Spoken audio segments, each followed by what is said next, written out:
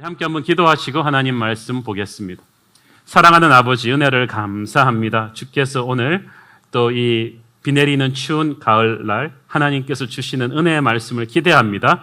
주님, 종을 뒤에 감추시고 하나님 말씀하옵소서. 예수님의 이름으로 기도합니다. 아멘. 지난주에 이어서 계속해서 인류 원죄의 출발점이었던 에덴 동산의 선악과 사건을 계속해서 다루기로 하겠습니다. 이 사탄은 단 두 마디 말로 사람과 하나님 사이의 관계를 갈라놓았습니다. 이브에게 선악과를 범하게 만들므로써 전 인류를 죄의 노예로 만들어버렸습니다. 그리고 그 파급 효과가 컸습니다. 선악과 사건을 다룰 때 많은 사람들이 물어보는 질문들이 있습니다. 그 질문 중에 제가 제일 많이 듣는 질문이 도대체 왜 하나님은 선악과를 에덴 동산에 놓아두셨는가? 만들어 놓고 먹지 말라는 거 너무하지 않냐? 괜히 그걸 거기다 만들어 놓았기 때문에 인간이 죄를 범하게 되지 않았는가? 그리고 선과 악을 알게 되는 그 나무를 열매를 먹지 못하게 된다는 것은 하나님은 독재 국가냐? 왜 정보를 차단하는 것이냐?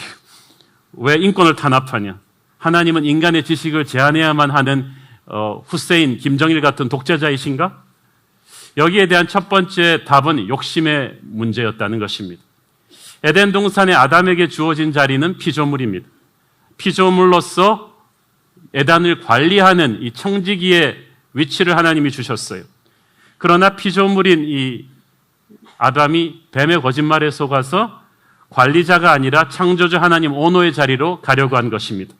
이 욕심이 아담을 망하게 한 것입니다. 아무것도 아닌 사람을 여러분이 구원하고 짭주고 씻겨서 회사 전체를 관리하게 해주고 갔다 왔더니 이 사람이 배 밖에 나와가지고 간이 배 밖에 나와가지고 사장님 그냥 이 회사 져주시죠? 전화 사장님이나 이러고 나오는 거죠. 자기의 선을 넘어버린 거예요. 에덴 동산 중앙에 이 선악을 알게 하는 이 나무를 두었다는 것은 하나님과 인간의 경계를 구분하기 위해서입니다. 하나님은 인간에게 너무나 많은 능력을 주시고 동격으로 대우해 주셨지만 그 하나님과 인간의 선이 있었어요. 선악과 옆에 생명나무가 있었죠. 생명나무는 먹을 수 있었습니다. 그래서 인간은 죄를 짓기 전에는 불사했던 것입니다. 그래서 이 창조물과 주와 피조물의 경계를 구분하는 유일한 장치가 바로 선악과였습니다. 에덴 동산 중앙에 있는 그 나무를 보면서 너는 피조물이고 나는 창조주임을 알려주는 정체성의 나무였습니다.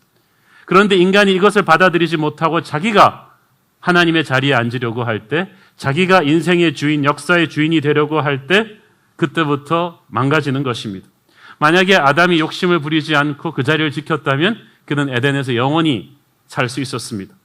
그러나 욕심이 잉태한 즉 죄를 낳고 죄가 커져서 사망을 낳아버렸죠. 두 번째는 자유의지, free will의 문제입니다. 능력과 자유를 합치면 가공할 위력을 발휘하죠. 무한한 능력과 무한한 자유, 이것을 가진 분이 하나님이십니다. 이것을 하나님이 가졌다는 것이 얼마나 감사합니까? 왜냐하면 능력이 많은 사람이 그것을 나쁘게 쓰면 재앙입니다. 우리가 많이 보는 SF 영화에서 보면은 이 초능력자가 나쁜 마음을 먹고 지구를 파괴하려 들면 막 난리가 나지 않습니까? 그래서 그런 초능력을, 엑스맨 같은 초능력을 하나님이 인간에게 주지 않은 것이 축복입니다. 인간은 그 능력을 제대로 통제할 수 있는 능력이 없어요. 하나님은 그 무한한 능력과 완벽한 자유를 가지고 계시지만 그것을 함부로 휘두르는 분이 아니십니다. 여러분, 브루스 올마이트라는 영화 보셨습니까? 그 브루스 올마이트라는 영화에 보면 인생이 항상 꼬이는 평범한 세일즈맨이 하나님한테 불평을 합니다. 하나님 어떻게 내 인생 이렇게 만들어 놓을 수 있습니까? 세상 돌아가는 게 왜 이 꼴입니까? 내가 하나님 하면 훨씬 더 잘하겠습니다. 그랬더니 하나님이 그래? 그럼 네가 해봐라. 내가 3일 동안 휴가 갈 테니까 네가 하나님 한번 해봐라. 그래가지고 그 3일 동안 하나님의 능력을 받은 이 브루스가 완전히 지구를 망쳐놓습니다. 그 능력 받아가지고 처음 하는 게 뭡니까? 식당에 앉아서 수프국 갖다 놓고 그걸 홍해처럼 갈라보는 거예요. 와, 그래가지고 딱 갈라. 그리고 스스로 신나는 거. 그리고 밤에 아내한테 로맨틱한 분위기를 만들기 위해서 저 떠 있는 달을, 멀쩡한 달을 막 지구 가까이로 끌어와요. 분위기는 좋았는데 지구 곳곳에 막 해일이 일어나죠. 그 다음에 하나님 되고 나니까 전 세계에서 막 기도가 막 1초에 수십 개씩 막 오는 거예요. 귀찮아서 다 예스 그랬더니 온 세상이 또 난리가 나버렸어. 3일 하다 지쳐가지고 나 도저히 하나님 못하겠다고 하는 게 이제 영화의 그 결론 부분입니다. 실제 하나님은 그렇게 자기 능력을 장난처럼 휘두르는 분이 아니십니다. 하나님을 하나님 되게 만드는 것은 이 자제입니다. 셀프 컨트롤입니다. 동산 중앙의 선악과는 자제를 의미합니다. 하나님은 인간에게 천지 만물을 다스리는 만물의 리더십을 주시면서 하나님과 똑같은 다스리는 자의 자제를 요구하셨습니다. 그러니까 이 선악과는 선악을 알게 하는 나무이지 먹으면 선악을 알게 된다. 이것은 사탄의 속임수입니다. 먹는다는 것은 자제를 포기하는 거거든요.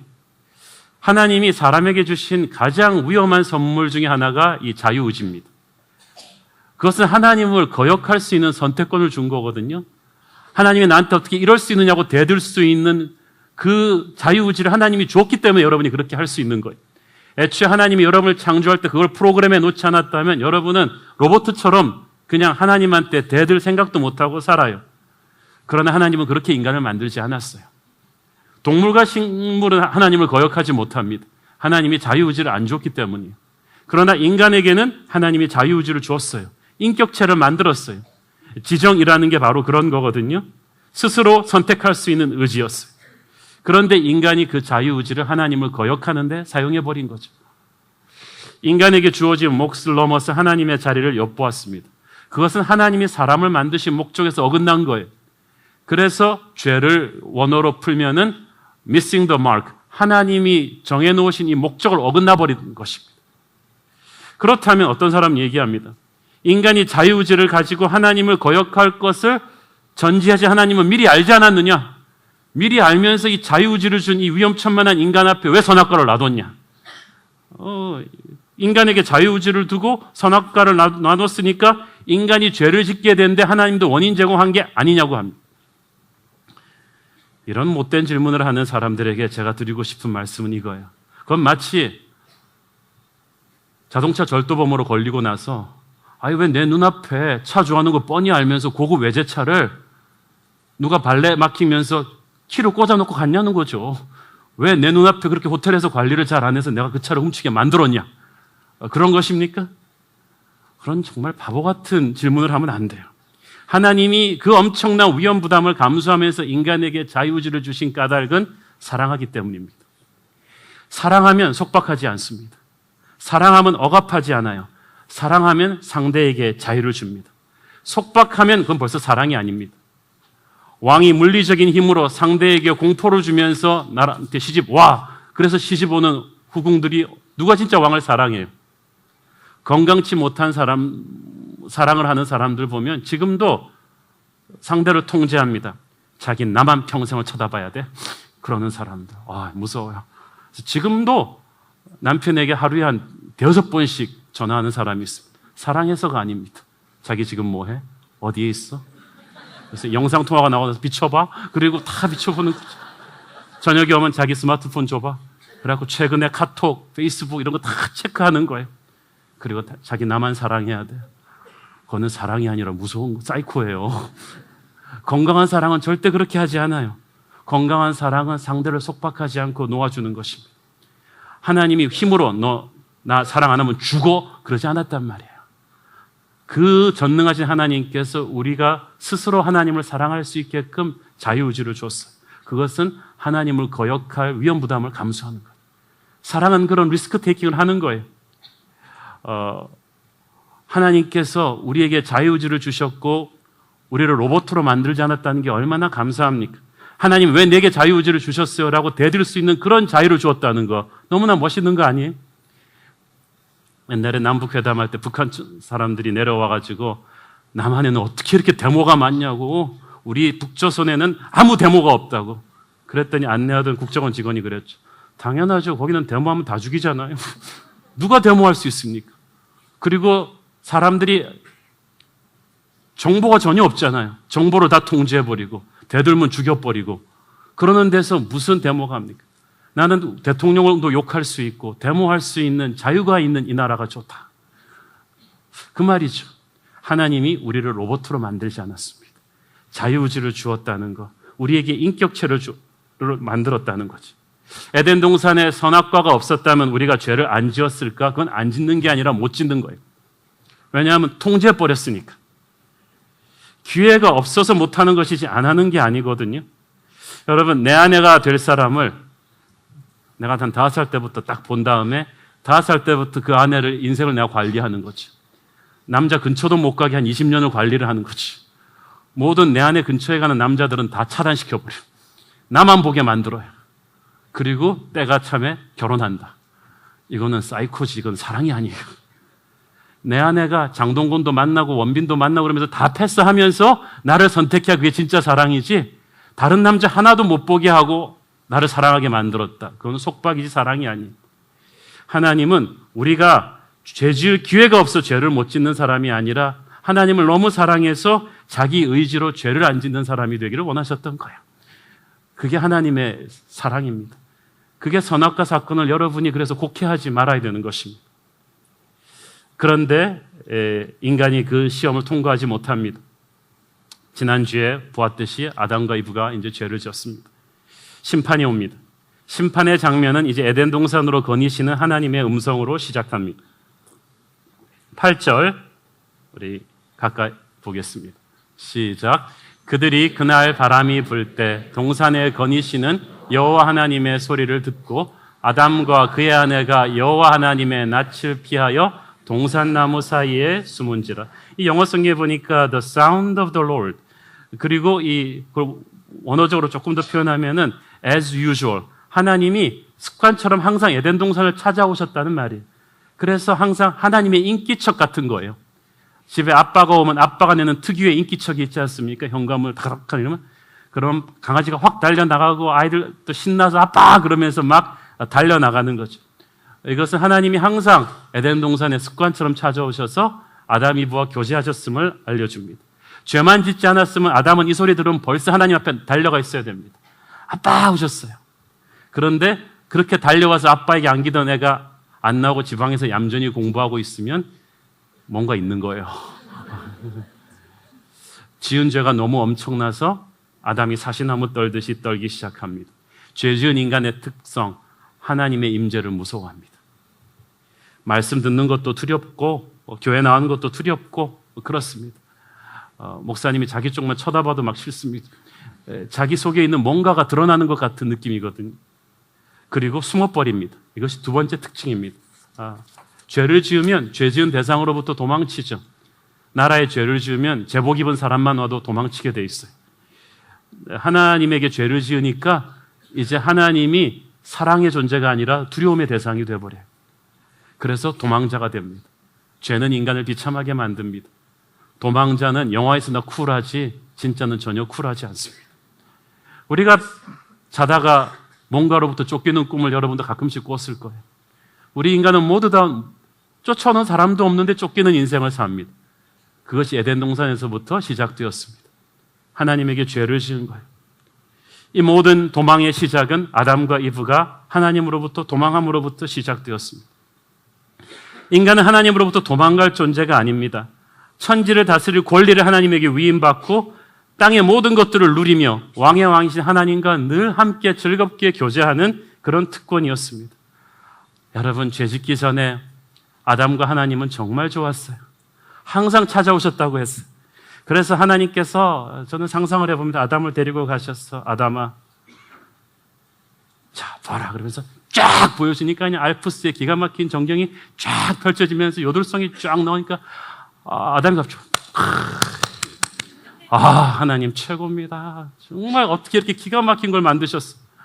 하나님께서 뭘 그런 걸 가지고 이걸 쫙 봐라 그랬더니 또 이 북극의 오로라와 별들이 쫙 펼쳐지는 거야. 이거는 별이 쏟아지는 해변으로 가자 그래갖고 쫙 하면서 와, 아담이 또 박수를 탁 하나님 따봉 그러면서 막 하나님 너무 기분이 좋은 거지. 아담아 덥지? 샤워를 주마. 쫙 나야가라 폭포가 쏟아지는 거지.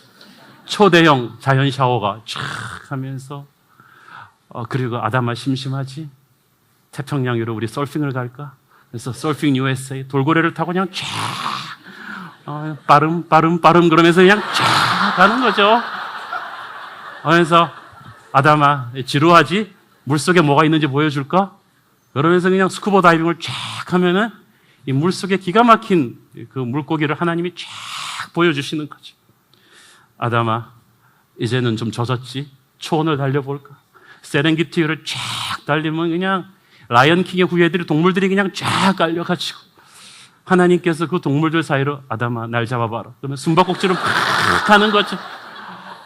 여러분, 천국이 하얀 옷 입은 천사들과 하루 종일 하프 뜯는 지루한 곳이 아닙니다. 천국은 에덴의 회복이에요. 날마다. 그래서 아담도 하나님도 기다리는 거죠. 하나님은 내일 또 뭘 해갖고 아담에게 뭔가를 보여주지. 아담은 또 하나님을 기다리니까 내일 또 하나님이 뭘 나에게 보여주실까. 날마다 이렇게 꿈 같은 데이트를 해서 하나님이 자기가 오실 때마다 달려나오는 아담이 너무나 좋았는데 그날은 뭐가 달라요. 어떤 어둠의 기운을 느낀 거죠. 전능하신 하나님은 인간을 로봇으로 만들지 않았기 때문에 완벽한 자유를 준 인간이 자기가 준 딱 하나의 금과를 건드리는 걸 봤어요.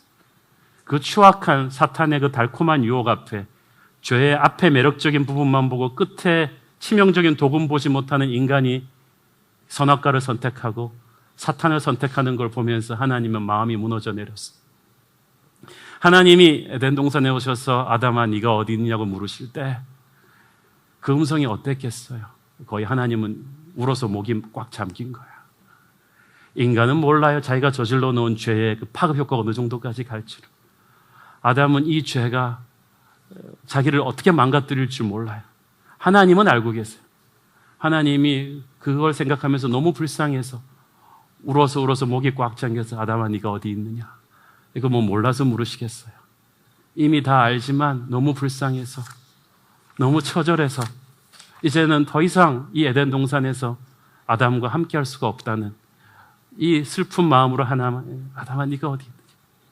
이 질문은 동서고금의 모든 철학자들이 물었던 질문이죠. 인생은 어디서 와서 어디로 가는가? 네가 어디에 있는가? 그 말은 무슨 말입니까? 네가 왜 내가 준 그 자리를 떠났느냐? 그 축복의 자리, 그 사랑의 자리, 나와 영혼을 교제하는 그 자리가 네가 마음에 들지 않았단 말이니? 네가 나를 떠나 네가 하나님이 돼서 너 그거 진짜라고 생각했냐? 사탄의 그 말이 진짜라고 생각했냐? 노예의 길을 가는 그 길이 진짜라고 생각했느냐? 하나님의 가슴이 찢어지는 것 같았습니다. 그런데 그때라도 아담이 하나님 살려주세요. 제가 잘못했어요. 그러면 뭐가 달라졌을 수도 있었을 거예요. 그런데 죄 지은 인간의 특성 넘버원 책임 전가합니다. 12절 시작. 아담이 이르되 하나님이 주셔서 나와 함께 있게 하신 여자 그가 그 나무 열매를 내게 주므로 내가 먹었나이다. 그냥 아내한테 책임 전가해 버리는 거죠. 얼마 전까지만 해도 아내를 보면서 내 뼈 중에 뼈요 살 중에 살이라고 그냥 뼈가 녹는 러브 고백을 하던 사람이 힘이 코너에 몰리니까 너는 너고 나는 나다 이러는 거죠. 결혼 안 한 자매들 절대 남자가 결혼 전에 하는 말을 믿지 마세요. 뭐 악해서가 아니라 약해서 그래요. 이 비겁한 남편의 모습을 보면서 이브의 마음이 어땠겠어요? 그리고 둘이서 800년을 더 살았어요. 저는 그 부부관계를 상상을 할 수가 없습니다. 그 다음에 아내한테 책임 전가하다 못해 그 다음에 하나님한테 책임 전가해요. 하나님이 주셔서 나와 함께 하신 자. 그 말이 무슨 말이에요? 솔직히 말하면 하나님도 책임이 반 좀 되죠. 나는 가만히 있었는데 하나님이 괜히 달라 그러시던 여자를 딱 주셔가지고 그 여자가 내 뒤통수 칠 줄 제가 알았나요? 뭘? 그러는 거죠. 언제는 하나님한테 너무 이브 주셔서 감사하다 그러다가 이렇게 막 하나님한테 책임 전가하는 것입니다. 자, 그런데 하나님께서 이브가 먼저 범죄했는데 왜 이 책임을 아담에게 물으셨습니까? 지난주에 우리가 공부했듯이 창세기 2장 16절 17절에 나오는 처음 하나님이 선악과를 먹지 말라는 명령을 아담에게 주셨어요. 그 명령 주실 때 아직 이브는 창조되지 않았어요. 그렇기 때문에 아담이 영적 제사장이에요. 책임자예요. 이브가 선악과 열매를 먹지 말라는 말도 아담을 통해서 들은 거예요. 그렇기 때문에 아담은 이브가 먹었고 자기를 유혹할 때 그것을 스톱할 수 있는 기회가 있었어요. 책임이 있었어요. 그것을 직무유기했다는 거예요. 그래서 그 다음부터 성경에서 이브가 범죄했다 그러지 않고 아담이 범죄했다 그러는 거예요. 여러분, 영적 리더십의 책임은 그렇게 무서운 것입니다. 하나님이 이 죄의 본질을 지적해 주십니다. 11절 보세요. 이르시되 누가 너의 벗었음을 내게 알렸느냐. 그 말은 뭐예요? 죄에는 배후 세력이 있었다는 거예요. 배후 세력이 있다. 이게 사탄이다라는 거죠. 여러분, 사탄도 인격체예요. 주기도문에 보면 우리를 악에서 구하옵시고 할 때 Deliver us from the evil one이라고 되어 있어요. 그것은 악한 자에게서 우리를 구하옵소서. 사탄도 하나님과 같은 인격체입니다. 다만 그 인격의 성질이 하나님과 정반대일 뿐이죠. 갈라디아서 5장에 보면 성령의 열매가 하나님의 인격이에요. 그것은 사랑과 오래 참음과 그 평화와 인내와 이런 것들이 하나님의 인격인데 사탄의 인격은 정반대죠. 미움과 살인과 음란과 폭력과 투기와 질식과 조급함이 바로 사탄의 인격이에요. 그래서 여러분이 살면서 그런 모습들을 보인다는 것은 그 귀신 들리는 거예요. 어떤 사탄의 세력에 의해서 여러분이 지배받는 거죠. 그래서 여러분이 무의식적으로 원치 않았던 폭력적인 말을 하고 갑자기 음란 사이트를 클릭해서 들어가고 이런 것이 순식간에 그 사탄의 세력에 눌리는 거예요. 저는 이번 부흥집회를 통하여서 여러분에게 있던 그런 어떤 영적인 약한 곳이 치유받기를 바랍니다. 두 번째로 죄의 본질은 말씀을 불순종한 것입니다. 11절 내가 너더러 먹지 말라 명한 그 나무 열매를 네가 먹었느냐. 죄는 무엇인가? 하나님의 말씀과 어긋나는 거예요. 죄는 상대적인 게 아니라 절대적인 거예요. 옆에 사람은 100개 훔치는데 나는 10개밖에 안 훔쳤으니까 상대적으로 나는 의인이 아니냐. 우리는 이렇게 생각해요. 이렇게 큰 죄 저지르는 사람도 있는데 나 같은 죄는 아니에요. 죄는 상대적인 것이 아니라 절대적인 거예요. 하나님한테 어긋남은 여러분은 죄인인 거예요. 인간의 법은 상대적이에요. 미국에서는 간통죄가 없어요. 그래서 불륜을 범해도 형법으로 이렇게 들어가지 않아요. 그렇지만 하나님의 사람은 한국에 있든 미국에 있든 불륜을 저지르면 안 되죠. 우리는 땅의 법이 아니라 하늘의 법에 지배받는 사람이니까. 그러므로 죄는 하나님의 말씀을 어긋나는 것입니다. 하나님이 절대로 선악과를 먹지 말라 그랬으면 아담은 그걸 먹지 말아야 돼요. 왜냐하면 여러분이 하나님을 믿으면 그 말씀을 믿어야 돼요. 그리고 인간은 하나님의 말씀을 순종할 때 가장 능력을 발하게 만들어졌어요. 그리고 하나님의 말씀을 어긋나면 그때부터 뭔가 불편하게 인간은 만들어졌어요. 마음이 불편하고 삶이 어그러지게 만들어졌어요. 차는 기름을 넣어야 돌아가지 차에다 오렌지 주스 넣으면은 뭔가 덜컹덜컹거리게 만들어진 것처럼 인간은 하나님의 법대로 살아야 가장 아름답고 권위 있고 능력 있게 만들어졌어요. 근데 죄가 매력적이지만 들어오면 그때부터 인간을 망가뜨리기 시작합니다. 지난주에 제가 말씀드렸듯이 아담은 인류 대표 선수예요. 로마서 5장 12절 같이 읽겠습니다. 시작. 그러므로 한 사람으로 말미암아 죄가 세상에 들어오고 죄로 말미암아 사망이 들어왔나니 이와 같이 모든 사람이 죄를 지었으므로 사망이 모든 사람에게 이르렀느니라. 아담 한 사람이 죄의 문을 열어서 이 인류의 역사로 죄가 확 들어왔다는 거예요. 그래서 우리 다 죄인이 됩니다. 상당히 억울한 말입니다. 우리는 에덴 동산에서 선악과 따먹은 적 없는데 나 그때 태어나지도 않았는데 왜 아담이 저지른 죄를 우리가 다 뒤집었어야 되는 것인가? 로마서 5장 14절 보세요. 시작.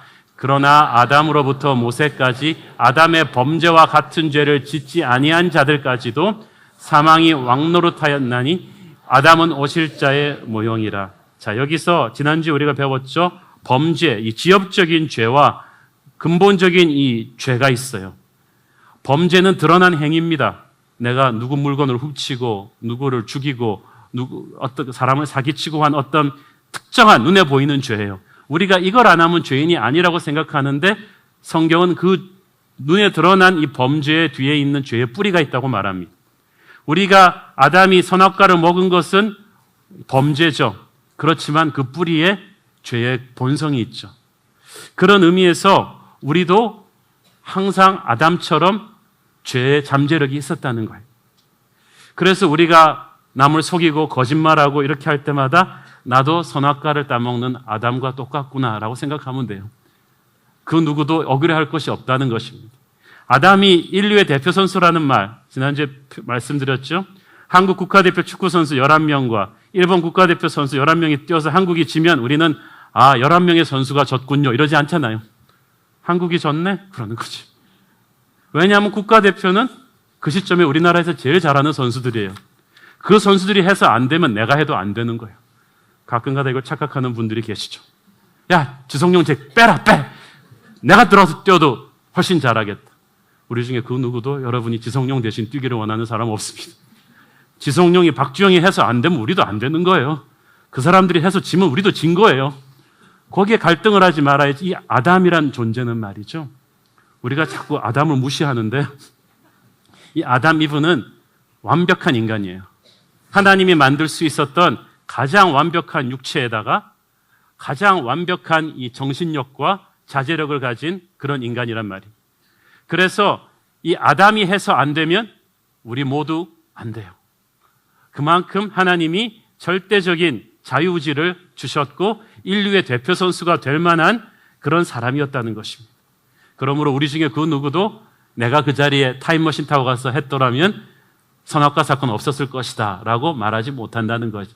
그건 마치 여러분이 기성용 대신 뛰면 더 잘할 거다라고 말하는 것과 똑같아요. 자, 죄가 벌어졌습니다. 이 죄의 결과가 이 땅의 현실에 얼마나 무서운 결과를 가지고 왔습니까? 16절 같이 읽어보겠습니다. 시작. 또 여자에게 이르시되 내가 네게 임신하는 고통을 크게 더하리니 네가 수고하고 자식을 낳을 것이며 너는 남편을 원하고 남편은 너를 다스릴 것이다. 자, 보세요. 원래 생명을 낳는 것 자체는 하나님이 죄짓지 않아도 계속 여자에게 시킬 거였지만 이것이 엄청난 고통을 통해서 오게 된다는 거예요. 지금도 요즘은 의학이 발달해서 많이 괜찮아 거의 이제는 건강한 출산들을 많이 합니다만 제왕절개라는 것이 없던 옛날 시절에는요. 애 낳다가 죽는 여자분들 굉장히 많았어요. 여러분 애 낳을 때 같이 들어가 보신 남편분들 아시죠? 그 아내의 고통이 얼마나 살구막한 것인가.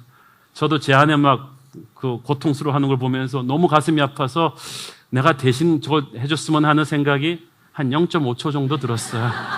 저는 목회를 해야 되기 때문에 그걸 대신 못 나와주겠더라고요. 근데 막 사람 죽다 살잖아요. 그런데 저는 죄를 짓지 않았으면 애를 낳긴 낳는데 정말 이 잉태가 축복이었을 것 같아요. 그래서 이브 아주머니가 애를 낳을 때마다 CCM을 부르며 축복을 하면서 쌍쌍 애를 낳지 않았을까? 찬양을 하면서 춤을 추면서. 그런데 이렇게 처절한 고통이 된 거예요. 둘째로 엇갈린 사랑입니다. 너는 남편을 사모하고 남편은 너를 다스릴 것이다. 여자는 원래 남자의 돕는 배필이요 한없는 남자의 사랑을 받는 존재였는데 이제 죄의 결과로 말미암아 남자의 폭군적인 지배에 시달리게 될 것이다. 진짜 그렇습니다. 복음이 들어가기 전까지 세계의 모든 동양의 문명, 인도, 중국, 그리고 서구 문명, 아프리카 문명 다 합쳐서 모두 99% 19세기, 20세기 초까지 지금도 이슬람권에서는 철저한 남존 여비 사상입니다. 지금도 중국에서는 여자가 태어나면 버리는 경우가 많잖아요. 얼마나 이 여권을 땅에 떨어뜨립니까? 모파상의 이 여자의 일생이라는 소설만 봐도 알 수 있듯이 이 여자는 남자들로 인해서 끊임없이 상처받는 그런 아픈 인생을 살게 된다는 것입니다. 그럼 남자는 행복하냐? 남자도 그렇지 않아요. 17절, 19절 같이 읽겠습니다. 시작. 아담에게 이르시되 네가 내 아내의 말을 듣고 내가 네게 먹지 말라 한 나무의 열매를 먹었은즉 땅은 너로 말미암아 저주를 받고 너는 내 평생에 수고하여야 그 소산을 먹으리라. 땅이 내게 가시덤불과 엉겅퀴를 낼 것이라. 네가 먹을 것은 밭의 채소인즉 네가 흙으로 돌아갈 때까지 얼굴에 땀을 흘려야 먹을 것을 먹으리니 네가 그것에서 취함을 입었음이라. 너는 흙이니 흙으로 돌아갈 것이니라 하시니라. 자, 아담과 이브가 죄를 짓기 전에도 에덴 동산에서 일은 있었어요. 하나님이 아담에게 전 에덴 동산의 동식물의 이름을 짓고 다스리는 일을 맡겼지만 그때는 죄 짓기 전이었기 때문에 하나님이 만물의 영장으로서의 권위를 줬어요. 하나님이 권위를 줬다는 건 무슨 말이냐 하면 아담이 만물을 다스릴 수 있었다는 거예요. 그 말은 무슨 말이냐 하면은 아담이 세렝게티 초원에 딱 나갔는데 사자들이 달려들면 아담이 그러면 딱 쓰는 거지. 늪을 건널 때 악어들이 몰려면 아담이 다리를 만들어라. 그러면 쫙 악어들이 다리를 만들고, 아담이 댐을 쌓고 싶으면 물을 딱 멈추게 하고 댐을 쌓고. 그러니까 아담한테는요, 죄 짓기 전에 일은 아담에게 있어서 너무 신나는 거예요. 출근하는 게 너무 신나는 거예요. 하나님이 주신 능력과 권위로 쫙쫙 동물들도 말 잘 듣고요. 사자도 꼼짝 못하고 풍랑도 다스릴 수 있는 권위를 가지고 하나님이 주신 이 땅을 잘 다스렸어요. 그런데 범죄하면서부터 죄를 지으면서 영적인 권위가 떠나고 나니까 이제 아담이 나가면 사자가 아니라 들깨도 대드네. 막 대드는 것이, 네가 뭔데 나한테 명령해. 그때부터 아담은 자연을 지배하는 게 아니라 자연과 싸워야만 살아남는 적자생존의 시대가 된 거예요. 그래서 그래도 하나님이 주신 기본적인 은혜가 있어서 인간이 살아남긴 살아남죠. 그렇지만 땀을 흘려서 허리가 휘도록 싸우고 일하지 않으면 안 되는 그런 처절한 인생이 된 거예요. 그래서 흙으로 돌아갈 때까지 네가 노동을 해야, 땀을 흘려야 먹을 것이다. 그러니까 요즘 40대 50대 은퇴하고 나도 한참 돈 나갈 때 많기 때문에 다시 직장을 찾아 진전하는 그런 중년 가장들의 그 아픔이 이때도 벌써 예언된 거예요. 이때부터 우리는 일이 축복이 아니라 입에 밥을 먹기 위한 투쟁이 되고, 권위를 잃어버린 인간이 자연과 싸우면서 만들어내야 되는 그런 처절함이 되는 것입니다. 그리고 너는 흙이니 흙으로 돌아갈 것이다. 죽음을 맛보게 될 것이다. 여러분, 육체의 죽음이 얼마나 비참합니까? 우리는 영원히 살 존재들이지만 육적으로는 한번 죽어야 돼요. 저는 목사로서 화장터도 많이 가보고 장례식장을 많이 가보게 되는데, 가볼 때마다 울부짖는 유가족들의 모습을 보면서 가슴이 찢어지고, 죽음이란 그렇게 비참하고 슬픈 것입니다. 영원히 살 수 있었던 인간에게 그 육체의 죽음이 오게 되었다는 거예요. 죄를 저지를 때는 몰랐는데요, 죄의 뒤끝은 이렇게 처절하게 처참한 것이었습니다. 이 죄 문제 해결은 하나님만이 하실 수 있었어요. 죄 문제는 인간의 힘으로 해결 못합니다. 인간이 저질러 놓고 수습 못합니다. 수습은 하나님만이 하실 수가 있습니다. 그런데 그 하나님도 엄청난 대가를 치러야 이 수습이 가능합니다. 하나님이라고 해서 죄 해결 이렇게 되는 게 아니에요. 하나님도 상상을 초월하는 대가를 치러야만 합니다. 그래서 여러분이 창세기 3장 15절이 중요합니다.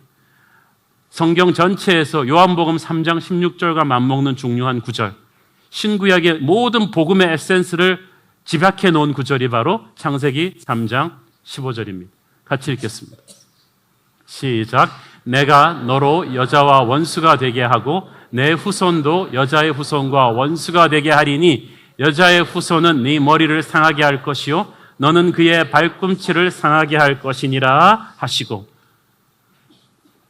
여기서 사탄의 머리를 상하게 할 여자의 후손은 예수 그리스도를 가리킵니다. 예수님은 그의 공생애를 사탄과의 전쟁으로 시작하셨습니다. 예수님이 두 번째 아담입니다. 첫 번째 아담이 실패했던 것을 두 번째 아담이 이제 해결합니다. 발꿈치를 상하게 했다는 것은 이 사탄이 인간들을 앞세워 예수님을 십자가에 못 박는 십자가 사건을 의미합니다. 그러나 그 십자가 사건을 딛고 일어나 주님이 부활하십니다. 부활하신 주님이 어둠의 권세를 멸망시킵니다. 여자의 후손은 네 머리를 상하게 할 것이다가 그 말이에요. 십자가의 죽음을 이기고 일어나신 예수께서 부활의 능력으로 사탄의 세력에 치명타를 가할 것이다. 죽음의 세력을 죽이고 인간에게 영혼의 나라로 가는 길을 다시 열어줄 것이다. 할렐루야. 그 말이죠. 여러분, 우리는 죄를 지었지만 하나님은 얼마나 끔찍한 사랑으로 이 문제를 해결을 하십니까? 죄 문제 해결은 전능한 하나님의 능력으로 한 게 아니에요. 부자가 돈으로 해결할 수는 있어요. 그렇지만 이게 돈으로 해결될 문제가 아니에요. 하나님 자신의 심장에 칼을 꽂아야만 해결이 되는 사건입니다. 21절을 보세요. 여호와 하나님이 시작. 여호와 하나님이 아담과 그의 아내를 위하여 가죽옷을 지어 입히시니라. 하나님께서 에덴 동산에서 외롭게 쫓겨나가는 이제 자기들에게 다 되어드는 들짐승들이 들실거리는 에덴 동산 밖으로, 하나님의 보호막 밖으로 쫓겨나가는 이 아담과 이브를 보면서 너무 마음이 아프셔서 하나님의 눈물을 담고 지어주신 옷이 가죽옷입니다. 여러분, 이 가죽옷에 엄청난 구원의 신비가 있는데요. 가죽은 짐승을 죽여야 나오잖아요. 누군가의 피 흘림으로 아담과 이브를 커버해 준 거예요. 히브리 말로 구속한다의 그 뜻이 덮어준다는 뜻입니다. 어떤 피 흘림으로 아담과 이브를 덮어주는 거예요. 이것은 6,000년 뒤에 예수 그리스도를 보내서 그 십자가 보혈로 아담과 이브 때부터 시작된 죄의 값을 치르겠다는 하나님의 사랑입니다. 로마서 5장 17절 보겠습니다. 시작. 한 사람의 범죄로 말미암아 사망이 그 한 사람을 통하여 왕노릇하였은즉 더욱 은혜와 의의 선물을 넘치게 받는 자들은 한 분 예수 그리스도를 통하여 생명 안에서 왕노릇하리로다. 아담과 이브는 몰랐을 것입니다. 가죽옷을 지어 입히면서 자신들을 바라보면서 흘리시는 그 하나님의 눈물 안에 자신들이 저지른 죄 때문에 6,000년 뒤에 십자가에 못 박혀 돌아가실 하나님의 아들 예수 그리스도의 그 사랑이 있다는 것을, 밤새 아무것도 못 드시고 이리저리 끌려당하며 신문당하시고 채찍질 당하신 뒤에 무게 70kg의 십자가를 지고 예루살렘에서 가장 가파른 그 골고다 언덕길을 올라가시고 타는 듯한 목마름 속에 반나절 동안 십자가에 못 박히시면서도 우리를 끝까지 사랑하셨던 그 예수의 사랑, 그 아들을 십자가에 못 박고 쳐다보셔야 했던 그 하늘아버지의 그 마음, 여러분이 그 사랑의 넓이와 높이와 깊이를 이해할 수가 있습니까? 그걸 안다면 여러분이 결코 십자가를 함부로 대하지 못할 것입니다. 어떤 대가를 치르고 하나님이 저와 여러분을 구원해 주셨는지를 안다면 여러분은 감히 함부로 그 십자가를 바라보지 못합니다. 십자가 십자가 내가 처음 볼 때에 나의 맘의 큰 고통 사라져 오늘 믿고서 내 눈 밝았네 참 내 기쁨 영원하도록. 만왕의 왕께서 그 십자가의 사랑으로 아담과 이브가 저지른, 그래서 우리 모두가 죄의 노예가 된 그 값을 치러주시고 가셨습니다. 에덴 동산에서 벌써 하나님은 그 십자가의 사랑을 보여주신 것입니다. 22절, 23절에 보면 하나님이 아담과 이브를 추방하시면서 화영검을 든 천사를 보내서 그 생명나무를 지키죠. 왜냐하면 생명나무를 먹고 영원히 살면 영원히 살게 되는데 죄 지은 채로 영원히 삶은 건 지옥입니다. 그래서 지옥의 고통을 안 겪게 하기 위해서 생명나무로 끊어버린 거죠. 그리고 쫓아냅니다. 거룩하지 못한 존재가 영원히 삶은 게 지옥이에요. 그리고 에덴의 동쪽을 지킵니다. 에덴의 동쪽은 죽음을 상징합니다. 이제 영원한 생명으로 가는 길은 누군가의 죽음을 통해서만 다시 열릴 수가 있다는 것입니다. 다시 에덴 동산으로 돌아오는 것은 누군가가 죽어서 열립니다. 이것은 예수님의 십자가 죽음을 통해서 열리게 될 하나님과의 관계 회복을 상징하는 것입니다. 그래서 창세기에 등장했던 그 생명나무가 성경 제일 끝에 새하늘과 새 땅이 오는 요한계시록에 나옵니다. 요한계시록 22장 1절 보겠습니다. 1절 2절 시작. 또 그가 수정같이 맑은 생명수의 강을 내게 보이니 하나님과 및 어린 양의 보좌로부터 나와서 길 가운데로 흐르더라. 강 좌우에 생명나무가 있어서 12가지 열매를 맺되 날마다 그 열매를 맺고 그 나무 잎사귀들은 만국을 치료하기 위하여 있더라. 아멘. 예수님이야말로 영원한 생명으로 다시 가는 생명나무인 것입니다. 그 예수님을 통해서 우리는 다시 살아납니다. 그래서 하나님께서 아담을 통해서 이브의 이름을 고쳐줍니다. 하와라고 합니다. Mother of the living, 산자의 어미가 될 것이다. 분명히 죄의 값은 사망인데 이제 죽음의 노예가 되었는데 하나님께서 그때 이미 구원과 부활의 약속을 하와 이름에다 집어넣어 주신 거예요. 너의 후손들은 죽음의 노예가 되는 것이 아니라 나의 아들 예수 그리스도의 보혈을 통해서 살아나게 될 것이요. 너는 모든 산자의 어미가 될 것이다. 이거를 선포해 준 것입니다. 죄 문제는 시간이 지난다고 없어지지 않아요. 선행한다고 없어지지 않고요. 헌금한다고 없어지는 게 아닙니다. 죄 문제는 오직 하나님의 아들의 십자가 앞에 회개하고 나올 때만이 해결될 수가 있는 것입니다. 오늘 교회를 다니면서도 아직도 이 십자가의 의미를 모르는 분들, 자신의 죄를 회개하고 예수를 믿기를 바랍니다. 그래서 그때 비로소 여러분은 죄의 사슬로부터 탈출하게 되는 것입니다. 교회를 오래 다니면서도 이 십자가의 사랑을 가볍게 여긴 분이 있다면 오늘 그 십자가 사랑 앞에 다시 무릎 꿇고 회개하기를 바랍니다. 기도하겠습니다. 사랑하는 아버지, 은혜를 감사합니다. 수천 년 전 그 에덴 동산에 아담과 이브가 죄를 범하던 그 자리에 우리도 있었습니다. 내가 하나님이 되려 했고 내가 욕심의 노예가 되어서 하나님을 버렸는데 하나님은 십자가의 그 사랑으로 나를 구원해 주셨습니다. 그 은혜가 너무나 감사합니다. 우리를 누르고 있는 이 죄의 어둠으로부터 오직 십자가의 보혈만이 빛을 줄 수 있음을 믿습니다. 주님 감사합니다. 예수님의 이름으로 기도합니다. 아멘.